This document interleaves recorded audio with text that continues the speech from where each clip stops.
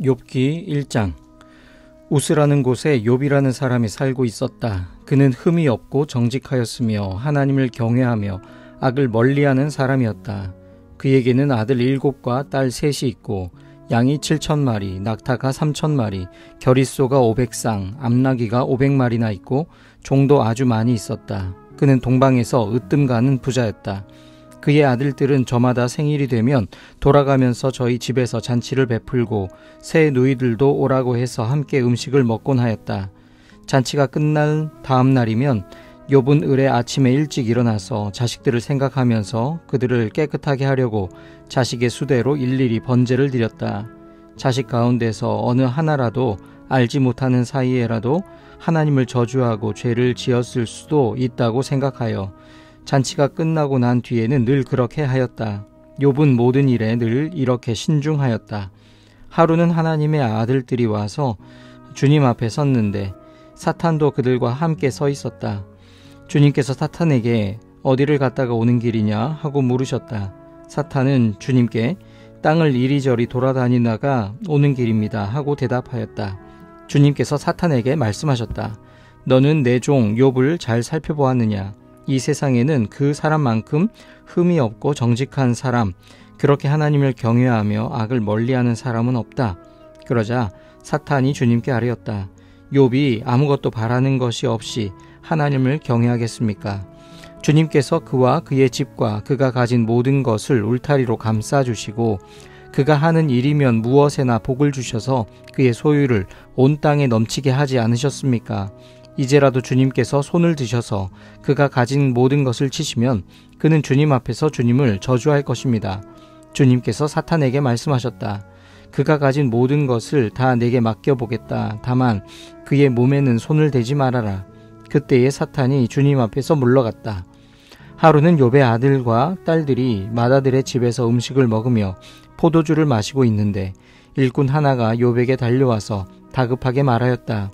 우리가 소를 몰아 밭을 갈고 나귀들은 그 근처에서 풀을 뜯고 있는데 스바 사람들이 갑자기 들이닥쳐 가축들을 빼앗아가고 종들을 칼로 쳐서 죽였습니다.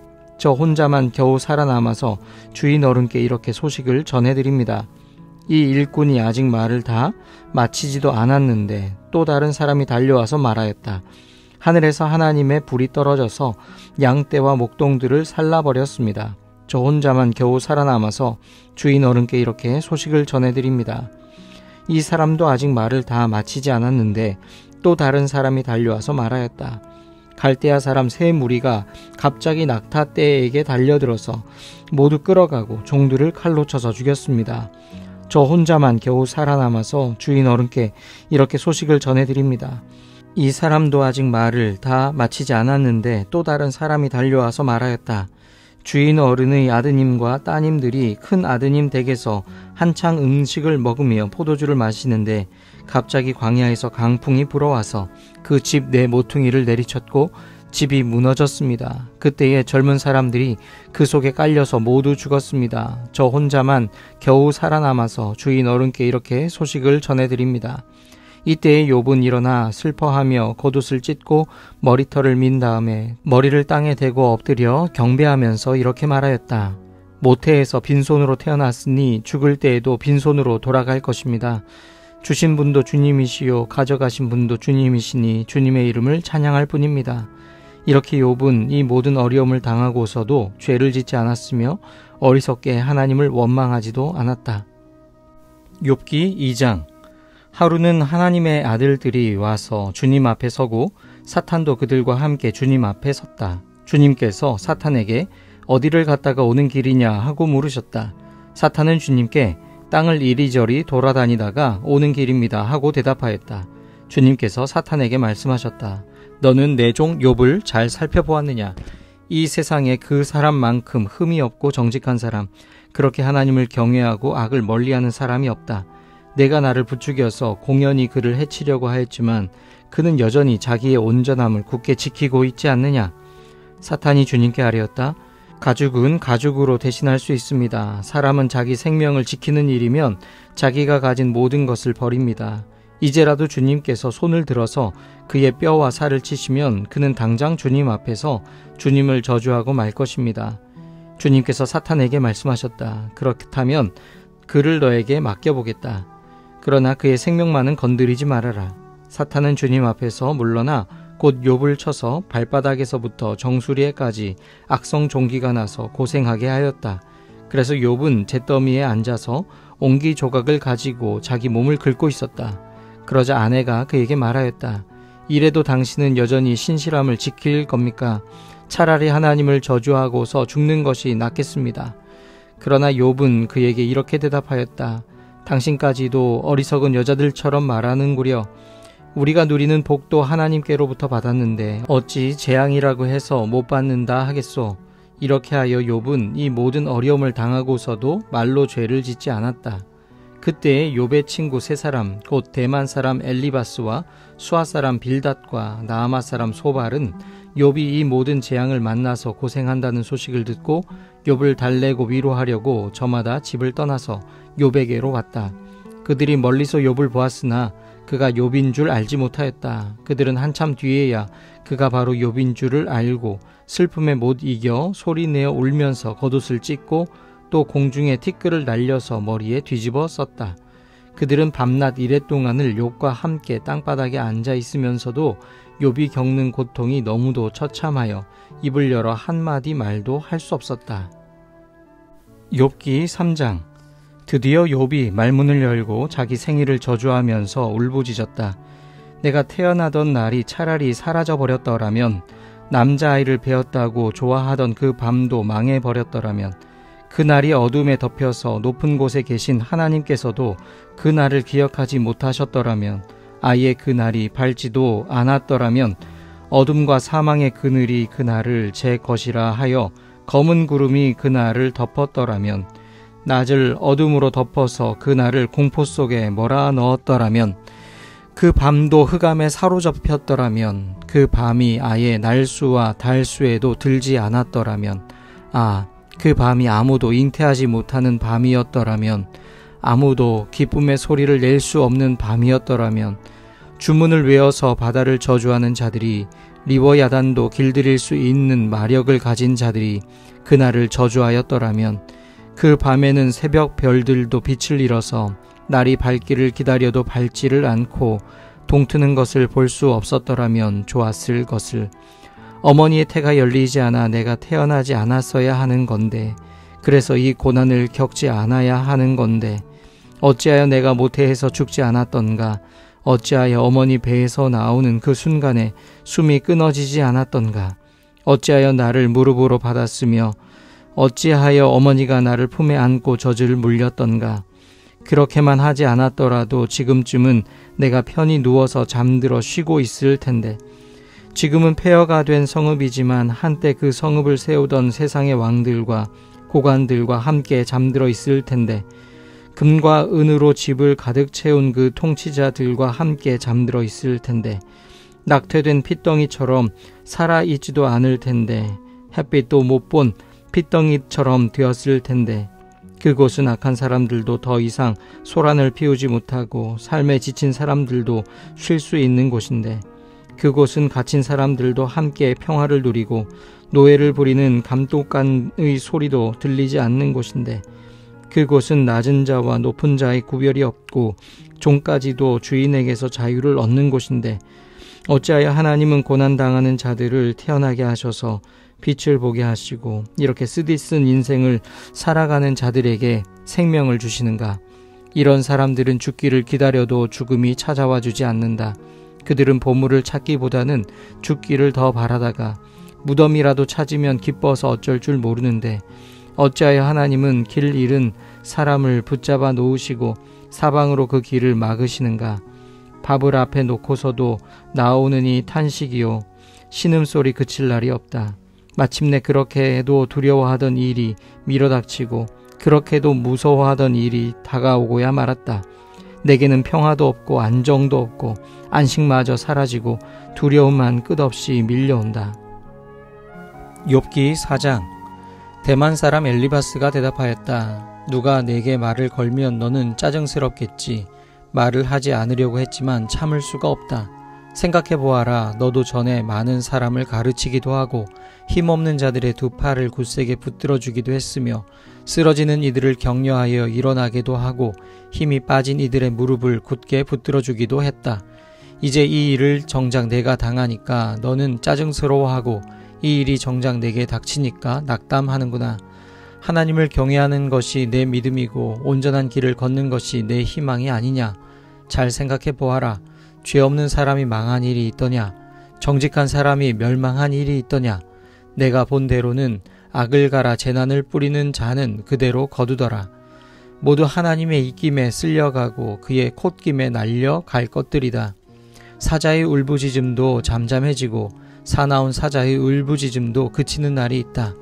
힘센 사자도 이빨이 부러진다. 사자도 늙어서 먹이를 잡지 못하면 어미를 따르던 새끼 사자들이 뿔뿔이 흩어진다. 한 번은 조용한 가운데 어떤 소리가 들려오는데 너무도 조용하여 겨우 알아들었다. 그 소리가 악몽처럼 나를 괴롭혔다.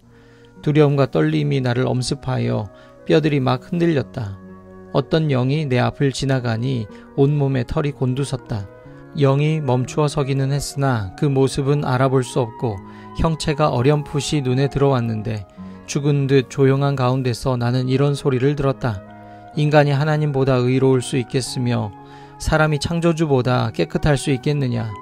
하나님은 하늘에 있는 당신의 종들까지도 믿지 않으시고 천사들에게 마저도 허물이 있다고 하시는데 하물며 흙으로 만든 몸을 입고 티끌로 털을 삼고 하루살이에게라도 눌려 죽을 사람이겠느냐.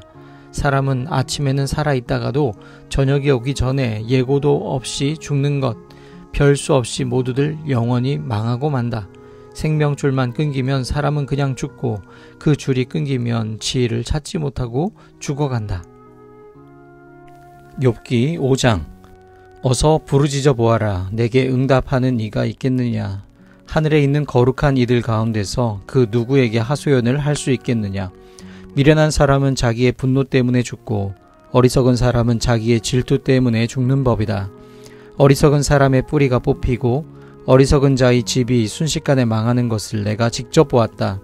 그런 자의 자식들은 도움을 받을 데가 없어서 재판에서 억울한 일을 당해도 구해주는 이가 없었고 그런 자들이 거두어 들인 것은 굶주린 사람이 먹어치운다.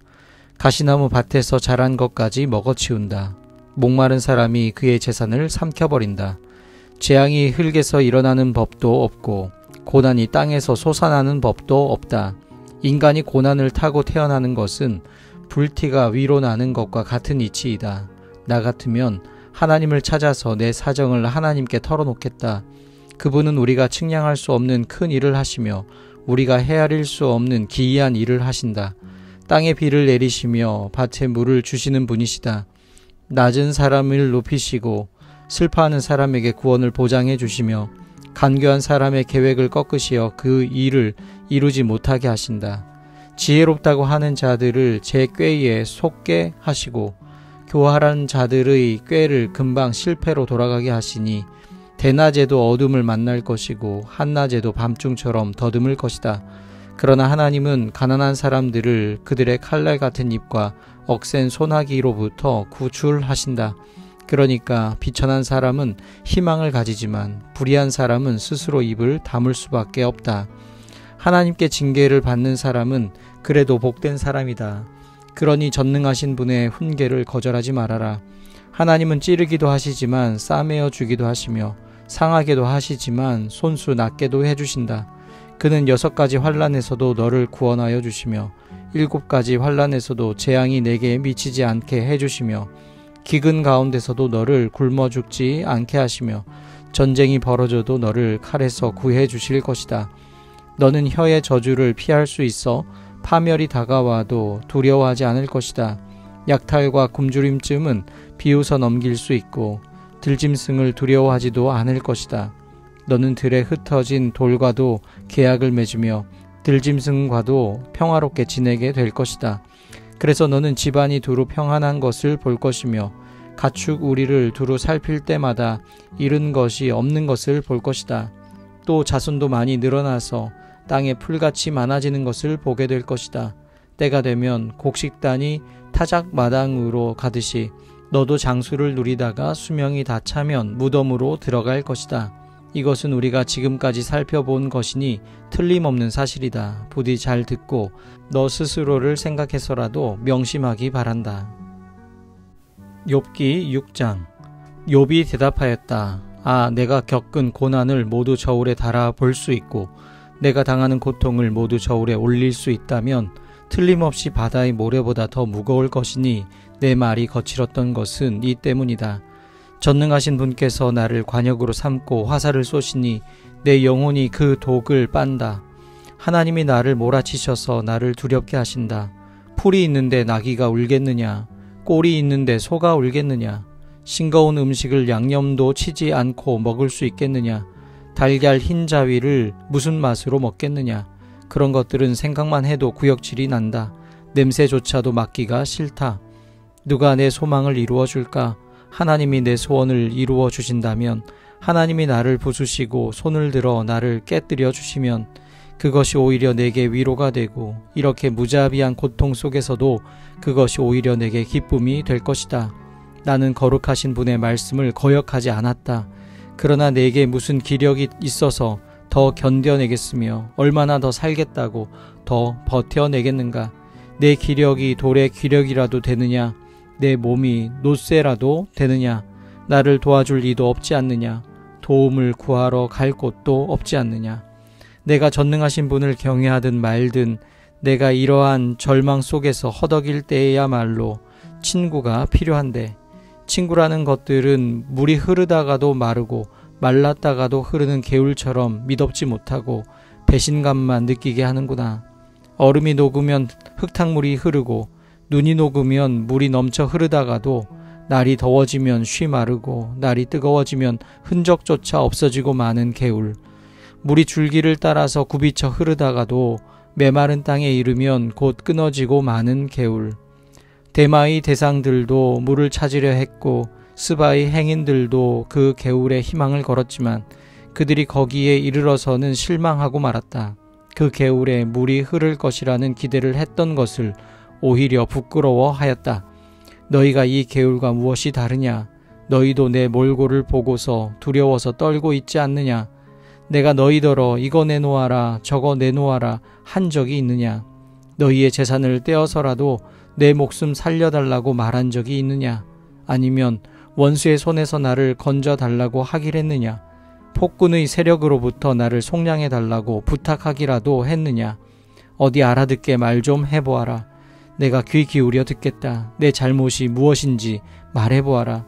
바른 말은 힘이 있는 법이다. 그런데 너희는 정말 무엇을 책망하는 것이냐? 너희는 남의 말 꼬투리나 잡으려는 것이 아니냐? 절망에 빠진 사람의 말이란 바람과 같을 뿐이 아니냐? 너희는 고아라도 제비를 뽑아 노예로 넘기고 이익을 챙길 일이라면 친구라도 서슴지 않고 팔아넘길 자들이다.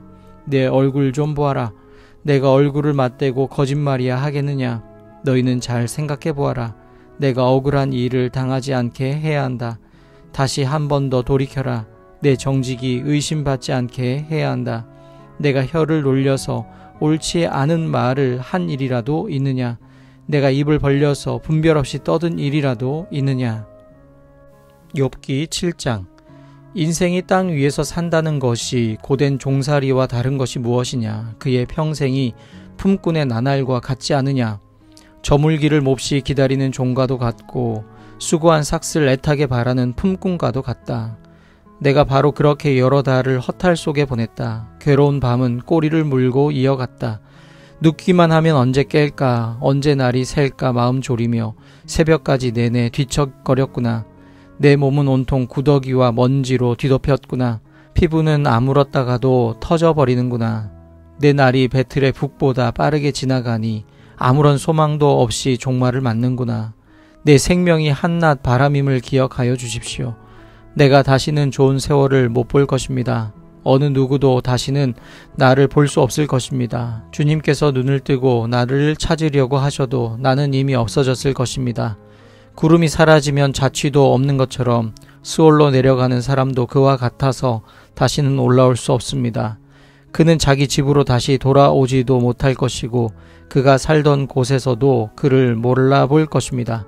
그러나 나는 입을 다물고 있을 수 없습니다. 분하고 괴로워서 말을 하지 않고는 견딜 수 없습니다.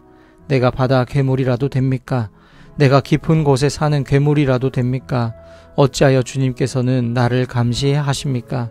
잠자리에라도 들면 편해지겠지, 깊이 잠이라도 들면 고통이 덜하겠지 하고 생각합니다만 주님께서는 악몽으로 나를 놀라게 하시고 무서운 환상으로 저를 떨게 하십니다. 차라리 숨이라도 막혀버리면 좋겠습니다. 뼈만 앙상하게 살아 있기보다는 차라리 죽는 것이 낫겠습니다. 나는 이제 사는 것이 지겹습니다. 영원히 살 것도 아닌데 제발 나를 혼자 있게 내버려 두십시오. 내 나날이 허무할 따름입니다. 사람이 무엇이라고 주님께서 그를 대단하게 여기십니까? 어찌하여 사람에게 마음을 두십니까? 어찌하여 아침마다 그를 찾아오셔서 순간순간 그를 시험하십니까? 언제까지 내게서 눈을 떼지 않으시렵니까? 침 꼴깍 삼키는 동안만이라도 나를 좀 내버려 두실 수 없습니까? 사람을 살피시는 주님, 내가 죄를 지었다고 하여 주님께서 무슨 해라도 입으십니까? 어찌하여 나를 주님의 관역으로 삼으십니까? 어찌하여 나를 주님의 짐으로 생각하십니까?